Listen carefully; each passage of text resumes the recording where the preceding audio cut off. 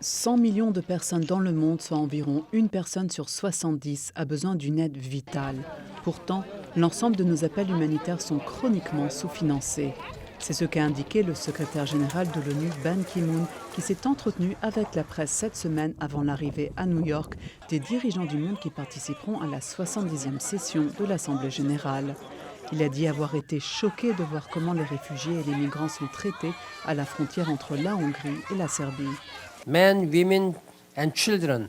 Les hommes, les femmes et les enfants qui fuient la guerre et la persécution méritent un réel soutien, y compris l'asile. Je demande à ceux qui entravent le respect des droits aux réfugiés de se mettre à leur place.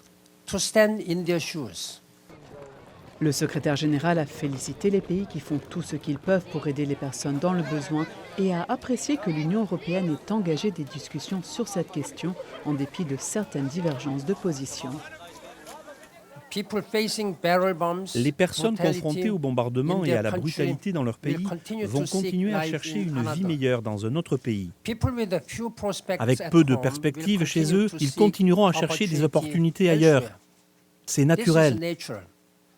C'est ce que chacun de nous ferait pour nous et pour nos enfants. Ban Ki-moon va convoquer une réunion de haut niveau le 30 septembre pour mobiliser une réponse efficace, humaine et respectueuse des droits à la crise des réfugiés.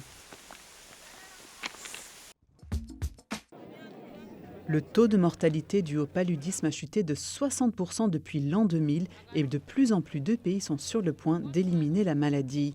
C'est ce qu'indique un nouveau rapport de l'Organisation mondiale de la santé et de l'UNICEF qui montre que l'objectif du millénaire pour le développement visant à inverser l'incidence du paludisme d'ici à 2015 a été atteint.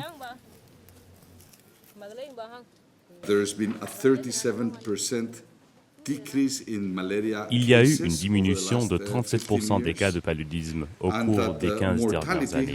Et la mortalité a baissé de 60% dans tous les groupes d'âge. Selon les estimations, 6,2 millions de vies ont été sauvées au cours des 15 dernières années.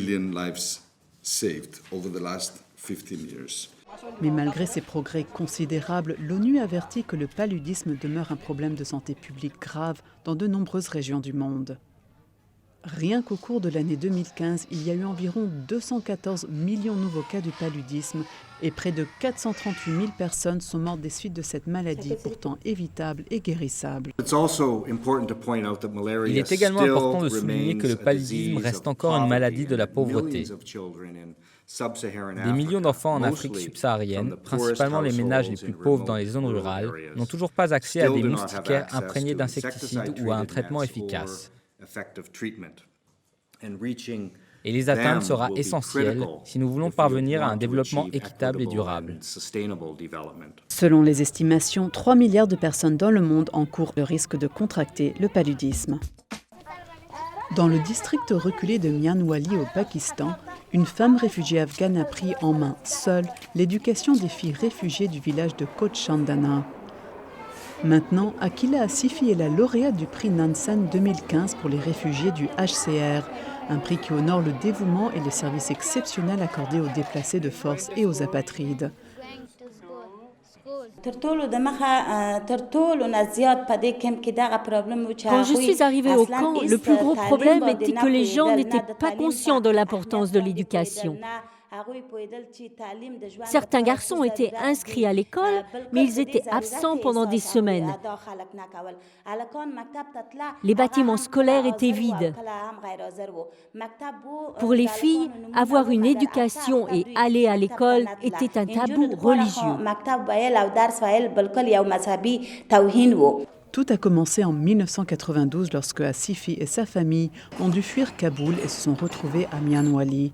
Ce qui l'a le plus frappé, c'était l'absence totale d'école pour les filles. Asifi ne voulait pas remettre en cause les traditions culturelles strictes de la communauté, mais elle sentait que les filles avaient le droit d'apprendre. Après des mois de persuasion, quelques familles ont accepté de laisser leurs filles aller à l'école d'Asifi. Peu de temps après, elle enseignait des dizaines de filles et la tente empruntée pour servir de salle de classe a finalement été remplacée par des salles de classe permanentes équipées de tableaux noirs et de bureaux. À ce jour, Asifi a scolarisé plus de 1000 jeunes filles dans son école, y compris des filles pakistanaises locales.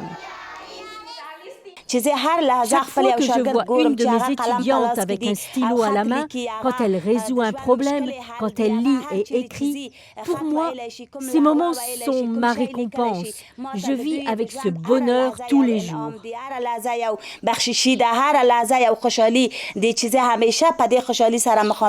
Asifi recevra la médaille Nansen en octobre prochain lors d'une cérémonie qui sera organisée à Genève, en Suisse.